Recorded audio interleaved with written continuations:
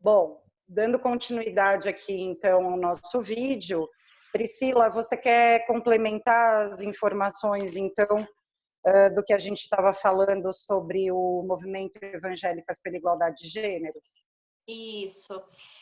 Acho que tem sido um movimento muito importante também para acolher mulheres evangélicas, né, que estão em situações de violência.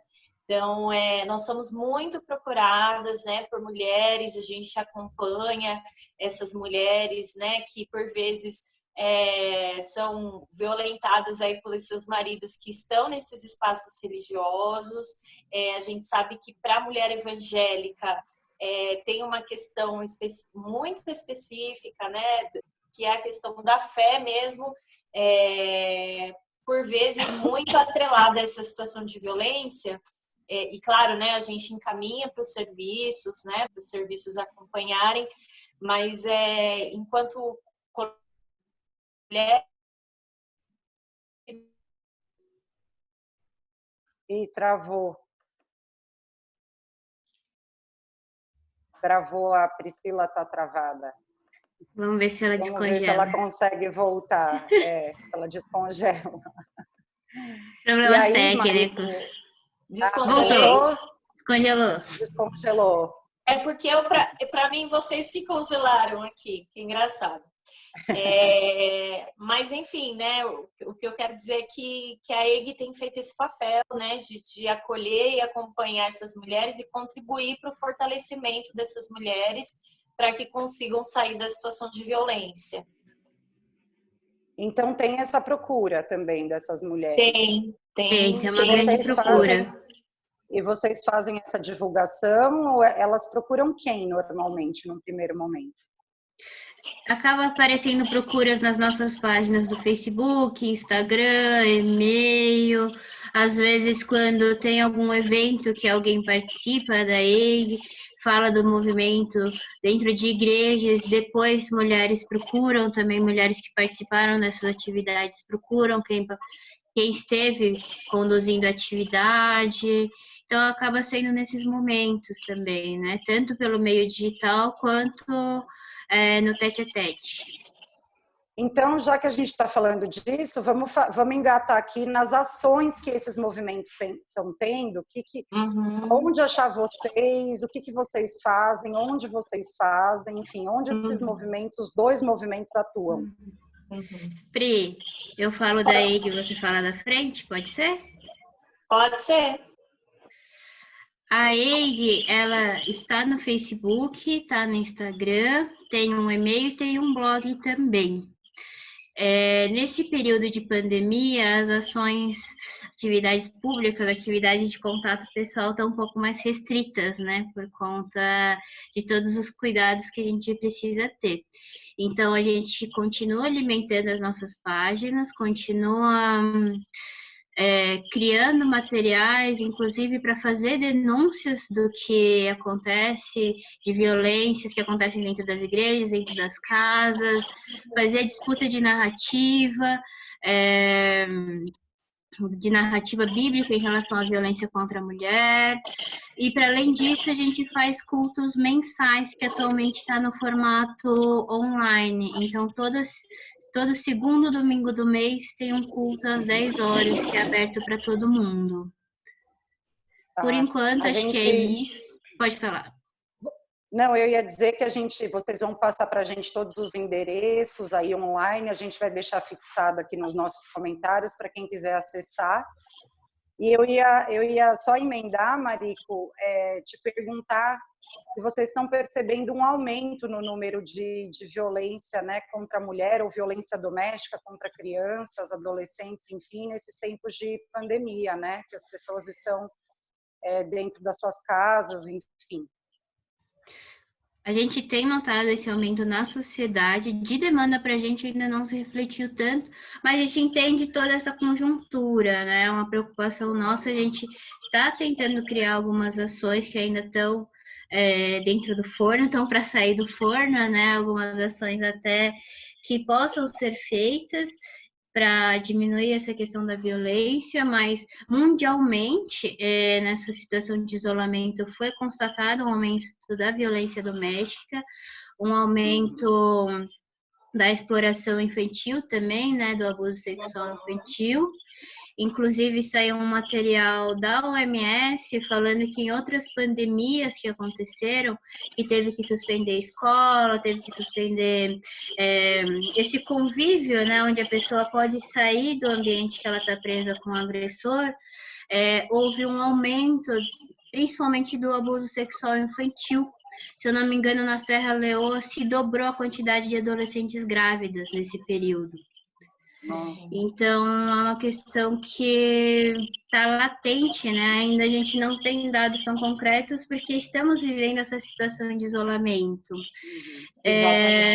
O Tribunal de Justiça de São Paulo também está com uma campanha, até pela questão do Maio Laranja, anunciando que diminuiu a quantidade de denúncias que estão chegando até ele. E sabendo que tem aumentado a quantidade, né? Então, como as escolas são os maiores acionadores, são os professores que acabam detectando situações de violência ou serviços de convivência, serviços comunitários em que a criança está num ambiente externo ao que ela se encontra violentada, então diminuiu a quantidade de denúncias. Ao mesmo tempo, alguns conselhos tutelares... às vezes... Desculpa, pode terminar, Marico, daí eu falo, desculpa. Ao mesmo tempo, em alguns outros estados já foi constatado um aumento de denúncias no conselho tutelar. Então, em alguns lugares tem se constatado esse aumento e esse aumento de denúncias também. Então, a gente acaba tendo essa dicotomia de situações, mas, ao mesmo tempo, sabendo-se que tem um aumento dessa violência, né? Infelizmente. Mas o que eu ia dizer é que a gente pode imaginar da dificuldade mesmo em denunciar, já que você está isolado muitas vezes junto com o agressor, né? Como é que você vai fazer essa denúncia, né? Inclusive tem algumas campanhas nas redes sociais, né? Um pouco de para usar alguns, como é que fala, algum termo específico e divulgar nas redes sociais para que as outras mulheres identifiquem. Então, por exemplo, sei lá, estou usando um batom vermelho, e isso ser um significador de que está sofrendo violência, né? Para que alerte as outras mulheres. Eu não sei se vocês chegaram a ver isso. Sim. A gente está até para marcar de fazer também mais um programa para falar sobre a questão da violência contra a mulher, crianças e adolescentes jovens nesses tempos de pandemia, né? Enfim. Mais uma dificuldade aí colocada pela pandemia. Sim. Priscila, você quer falar das ações, então, da frente? Sim, a frente, nesse momento também com as limitações, né, das atividades presenciais suspensa, mas quando a gente está em período fora de pandemia, né, período normal, nós temos também cultos temáticos, inclusive que a ideia esse ano era intensificar esses cultos, né? Então a gente faz, por exemplo, culto pela consciência negra, que é em formato de culto mesmo, né? Com música, com horário da palavra e com a leitura da palavra, né? Da Bíblia, inclusive, e a gente fazendo as nossas defesas, né? Baseando biblicamente.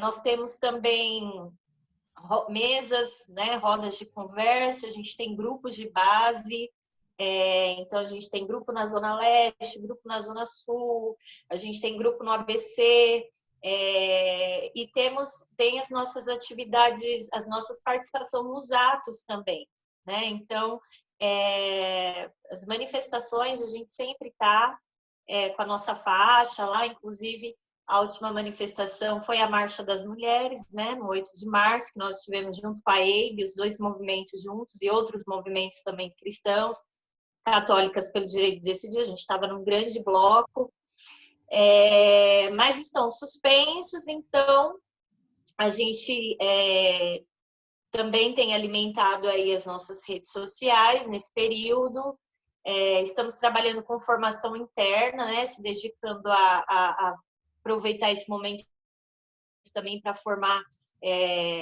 os militantes, né? Então, a gente está se dedicando nesse momento.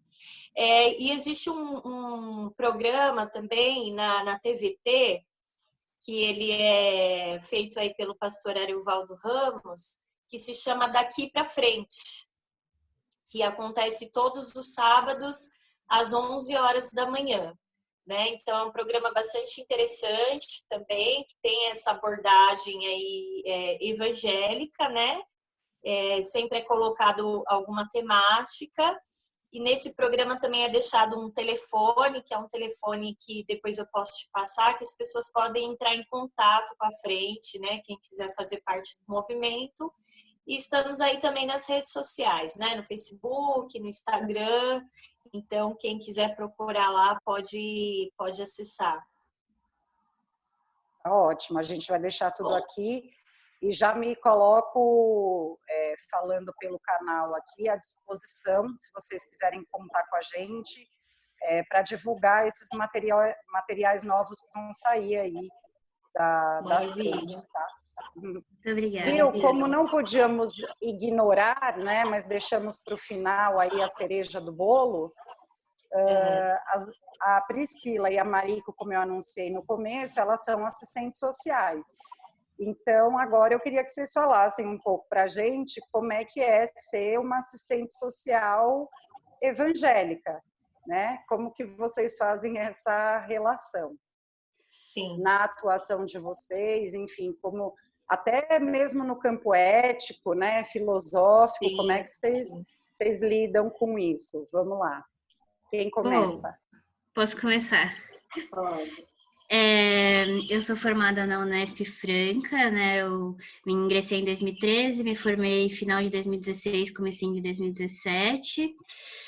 E esse processo da universidade como um todo, né, dentro do tripé graduação, pesquisa, extensão, me trouxe uma transformação, na verdade, como pessoa, né? Acho que eu não tinha tanta dificuldade em relação à fé, acho que não trouxe grandes mudanças, acho que trouxe um amadurecimento, sim, mas não trouxe grandes mudanças.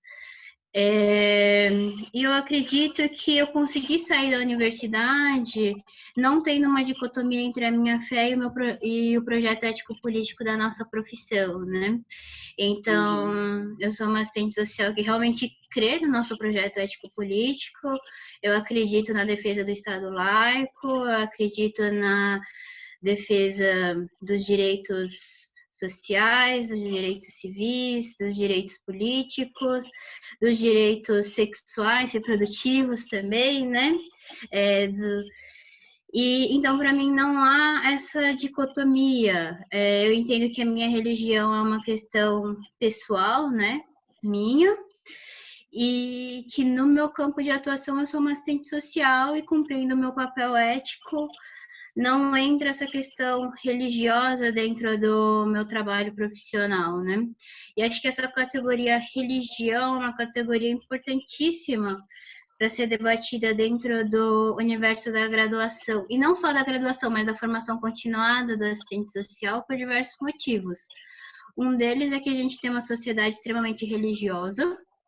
Então, com isso, temos profissionais que têm uma fé, e também usuários dentro das políticas atendidos por assistentes sociais que também têm uma religião, né? Para além disso, nós somos um país extremamente intolerante, né? Tem uma grande questão do racismo religioso, tem uma grande questão da intolerância religiosa, que também eu acredito que a universidade, a graduação é um espaço para se discutir isso, né? Para além disso, tem o desafio também que a gente tem a defesa de um Estado laico, mas a gente tem um histórico, um ranço do papel de instituições religiosas dentro da história do país, né? E isso chega até os dias de hoje com desafios, inclusive, na atuação dos assistentes sociais e instituições religiosas, então, que são instituições que fazem parte, atuam dentro das políticas, principalmente dentro da política de assistência social. Historicamente, elas estão dentro da política de assistência, né? Continuaram depois da Constituição de 1988 com a primazia do Estado, mas com instituições que têm uma história de filantropia que vem sendo carregada até os dias de hoje, né? Então, é uma disputa também romper com a religião dentro de algumas situações, dentro de alguns espaços institucionais religiosos. Também tem assistentes sociais na educação, que muitas vezes atuam em escolas que também têm um viés religioso. Então, surgem desafios profissionais que tangenciam, né, muitas vezes tensionam de formas contraditórias entre a religião e a profissão, né? Então, eu acho que é uma categoria de análise importantíssima de ser discutida e trabalhada. Acho que precisa, inclusive, ser mais explorada, né? Eu tive algumas disciplinas, acho que em algumas disciplinas a gente entrou em algumas questões sobre isso, mas acho que seria importantíssimo que fosse mais explorado isso dentro da formação, né? Uhum. Perfeito. Priscila?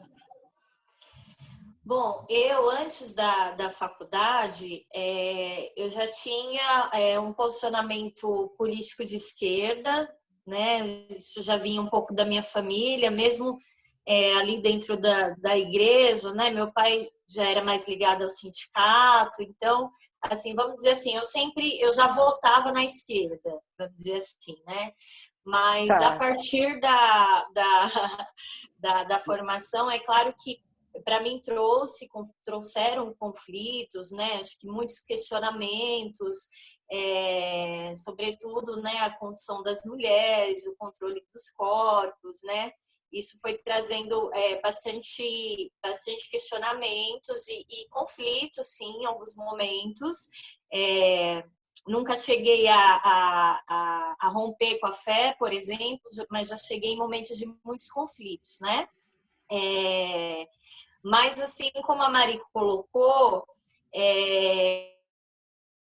eu acho que a minha fé também está muito de acordo também com o projeto ético-político da nossa profissão, até porque a gente já colocou aqui como é que a gente entende que é essa fé, né? E hoje essa fé também é um resultado também do que a gente é hoje, que claro que a formação acadêmica contribuiu muito para isso também. Mas pensando na questão prática, hoje eu atuo com mulheres em situação de violência que trazem, por exemplo, muito a questão da fé atrelada à violência, né? E apesar de fazer a defesa da laicidade, enfim, do projeto ético-político, não dá para ignorar essa religiosidade que as mulheres trazem e simplesmente falar, eu não posso falar sobre isso porque isso é religião, né? Mulheres que estão trazendo a violência, né? Dizendo, olha, meu pastor, por exemplo, falou que eu tenho que orar pelo meu marido, né? Trazendo um exemplo prático, né? E como é que eu vou trabalhar isso, que é muito forte, muito simbólico para elas, ignorando isso que ela está trazendo, né? Sendo que é fundamental falar sobre isso para que ela consiga romper com a situação de violência, né? Então não dá para ignorar. Então acho que quando a Marico fala, né, desse desafio que a gente tem, o Estado é laico, mas os usuários não são laicos, né? Traz uma vivência religiosa que, por vezes, está tudo atrelado ali. Como é que a gente trabalha isso? E eu tenho sido desafiada, assim, diariamente em relação a isso, até porque eu sou evangélica, né? E eu milito nessa área.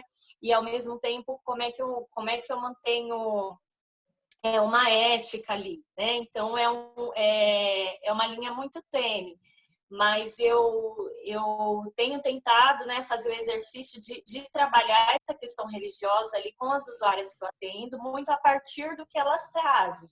e trazendo questionamentos, né? Então, para dar exemplo claro, qual que é a sua fé, né? Você acredita nisso? Você acredita que o Deus que você acredita, né? Será que ele gostaria que você tivesse? Será que foi isso, né, que ele pensou para você, essa situação de violência, né? Então, assim, eu acredito no Espírito Santo. Você acredita que o seu corpo é do Espírito Santo? Você acha que ele gostaria, né, que você tivesse seu corpo violado? Então, assim, não me colocando, né, ali, muito diferente, por exemplo, quando eu atuo na EIG, que já é um coletivo de mulheres evangélicas, né? Então, veja como é uma situação um pouco, às vezes, delicada. Mas ali no trabalho, né, tentando sempre dialogar com as mulheres a partir do que elas trazem, não tem como ignorar essa questão religiosa, né? Assim como já atendi mulheres, por exemplo, que são da Umbanda, por exemplo, que trouxeram questões religiosas da Umbanda, né? Que não é o universo que eu estou apropriada, mas a partir do que elas trazem, tentar dialogar com elas, né? Mas é essa situação assim que a gente é colocada cotidianamente. Acho que eu fui perceber isso mais quando eu fui atuar com as mulheres que trazem isso muito mais forte, né? Mas que existe em outros espaços também. E aí é nosso grande desafio. Eu entendo assim, pelo que vocês duas falaram, eu entendo que a gente tem que fazer um outro vídeo, uma outra conversa, só entrando nesse universo do serviço social, né, e da questão da religiosidade e espiritualidade, né, para além da religiosidade. Eu acho que a gente podia até já deixar pré-marcado aqui, da gente e eu acho que tem entrar muito para explorar, e é algo questões assim. bem específicas em questões bem específicas do serviço social. Exatamente. Nessa interlocução com a religiosidade nossa e das pessoas, né, que a gente atende. Sim, e eu queria, não sei se você vai abordar sobre isso, Karina, mas só dizer que é isso, né? Reforçando que faço a defesa aí do Código de Ética, né? Tanto eu como a Marico. E dentro do grupo da Frente de Evangélicos pelo Estado de Direito, a gente tem uma quantidade grande aí de assistentes sociais, tanto em São Paulo como em outros estados, né? E o ano passado, não me recordo agora em que mês... Outubro, novembro. Foi por aí, né? Outubro e novembro. Os assistentes sociais aí ficaram... Nós, né? Ficamos um pouco amedrontados com o seminário que iria acontecer aí de um serviço social conservador, intitulado aí Serviço Social Cristão, Serviço Social Evangélico, não me lembro, mas que foi algo que deixou a gente muito, muito assustados, né? Na época, o Cefes, enfim, a nossa categoria, né, que faz a defesa do Código de Ética, ficou bastante assustado, porque a gente entende que também isso é um reflexo de toda uma conjuntura aí, de um avanço, de um conservadorismo. Eu não sei se um avanço ou se uma saída do armário, né? Porque, na verdade, me parece que essa galera sempre esteve aí, mas agora se sente autorizada para sair do armário, né? E nós, da frente, nós nos sentimos, assim, na obrigação de fazer alguma ação, de nos manifestar, né? Porque a gente também sempre tem a preocupação de essas pessoas falarem por todos nós, né? Seja assistente social ou não. E, né, se titula lá, Serviço Social Evangélico. Aí vai achar que todo assistente social evangélico compactua com aquilo. E a gente sempre tem essa preocupação de mostrar de que lado que a gente está, né? E aí, na ocasião, a gente até conversou com o CRES, né, de fazer alguma ação. O CRES pediu a nossa ajuda. A gente achou até que haveria uma publicação maior do CRES. Aí nós fizemos uma nota de repúdio a esse evento, né? Uma nota que foi construída aí coletivamente pelos assistentes sociais que fazem parte da Frente de Evangélicos pelo Estado de Direito.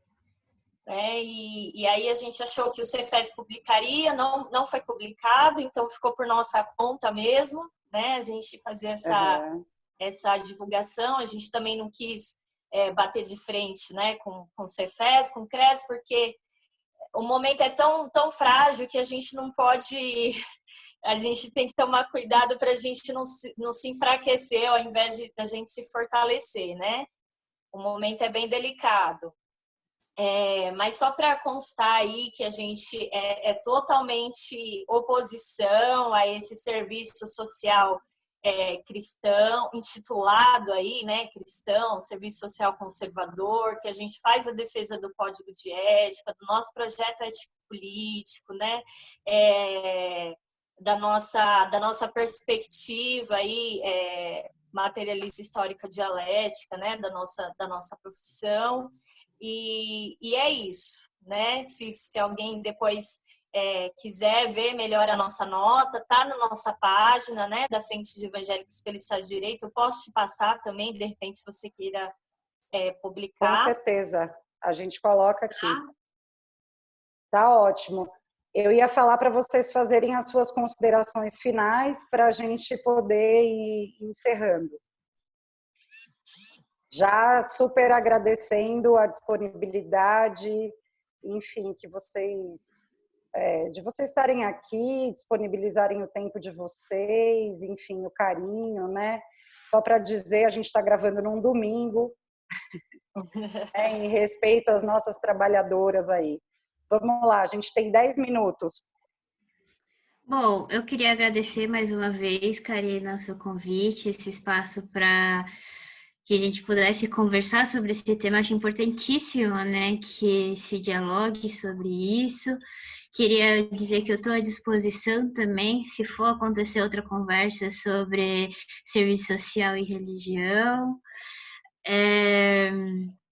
Eu queria mais uma vez deixar aqui registrado meu lamento mesmo pela situação que a gente vive atualmente, nessa conjuntura em que cada dia que passa a quantidade de pessoas que morrem pelo coronavírus aumenta de forma exorbitante, ao mesmo tempo a violência policial continua atuando de forma galopante, né, atingindo sempre principalmente as pessoas negras, pessoas periféricas, crianças, adolescentes.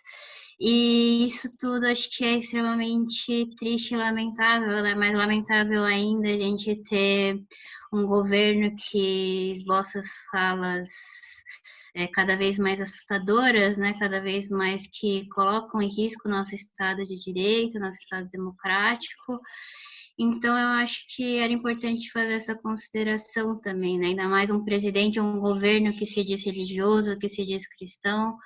Eu acho que é importante a gente reforçar o nosso repúdio a isso, né? Esse sentimento nosso de lamento por tudo isso que está acontecendo. Ótimo, muito obrigada. Priscila? Bom, obrigada.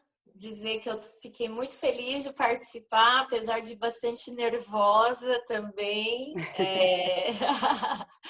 Karina, que foi minha professora na faculdade, né? E hoje a gente está conversando aqui, isso para mim é muito, muito gratificante. Agradecer mesmo aí de coração esse espaço e dizer que nós somos de fé e somos de luta, né? Então, nós estamos orando, sim, por essa situação, mas também estamos denunciando a todo tempo esse governo que tem um projeto de morte, né? Esse governo genocida. Então, a todo tempo, nós estamos denunciando isso, né? Nós estamos dizendo, olha, ore, vamos orar, continuamos orando, mas é isso, vamos defender o SUS, né? Então, até no começo da pandemia, nós fizemos um card, né? Assim, dizendo assim, ore, lave as mãos e defenda o SUS, né? Então... Ou seja, né, política e religião, elas não são dicotômicas necessariamente, né? E uma não exclui a outra, né? Exatamente, né? Nós podemos orar, podemos e devemos, nós acreditamos que devemos orar, né? mas nós precisamos aí também denunciar e também denunciar, né, as mazelas e anunciar as boas novas também, né? Porque a gente também precisa anunciar o tipo de sociedade que a gente quer, que não é essa, né? A gente quer uma sociedade que seja justa, igualitária, né? Uma sociedade assim como foi anunciado o reino de Deus, né? Uma sociedade livre, que todas as pessoas, por exemplo, possam se relacionar com o sagrado à maneira que elas entendem, né? Ainda que seja a maneira diferente da minha, né? Então a gente continua fazendo essa luta, né? A luta aí pela igualdade, pelo respeito, pela vida, porque nós entendemos que a nossa fé, o nosso evangelho é um evangelho que tem que produzir vida e não morte, né? Então, mais uma vez, nós somos oposição a esse governo de morte, repudiamos esse governo de morte e estamos para denunciar as mortes e anunciar a vida. É isso. E acho que só um adendo, a nossa defesa não é só pelo SUS, né? Mas também pelo SUAS, que continua ativo. Acho que a Priscila, mais do que ninguém pode falar, que trabalha num serviço essencial, que continuou durante a pandemia, né? Sim, e acho que é importante denunciar também a condição que os trabalhadores muitas vezes se encontram, que já foi denunciado pelo CRES também, de muitos profissionais sem os equipamentos adequados, tanto na saúde quanto na assistência, né? A gente tem um número altíssimo também de enfermeiros, médicos, assistentes sociais, orientadores sociais que também estão morrendo nessa pandemia pela falta de equipamentos, né? Gente, eu super agradeço. Eu acho que foi assim um bate-papo sensacional. Por mais momentos como esse, né? E eu entendo o seguinte, né? Como quando eu dava minhas aulas de ética, né? Eu falava, olha, ninguém precisa concordar, né? Mas tem que respeitar. São diversos credos, né? A gente tem que, enfim, fazer aí um movimento de se unir, né? Pelo Estado democrático de direito, pela laicidade desse Estado, independente desse credo, né? Porque cabe todo mundo dentro desse projeto ético-político e por esse projeto societário, né? De democracia pela vida e não genocida, fascista, como a gente tem visto. Acho que é aí que a gente se une e, enfim, desejo muita força para vocês e muita luta nesse cotidiano que vocês continuam aí na ponta, né? Vocês tenham muita força, muita luz para oferecer aí também para as pessoas que vocês estão atendendo nesses tempos aí tão difíceis e sombrios, né? Conjunturalmente falando, juntando tudo, política, pandemia, enfim. Muito obrigada. Um grande beijo para vocês. Um beijo. Estamos à disposição. Obrigada, Karina. Obrigada. Um beijão. Tchau, tchau. Até. Até.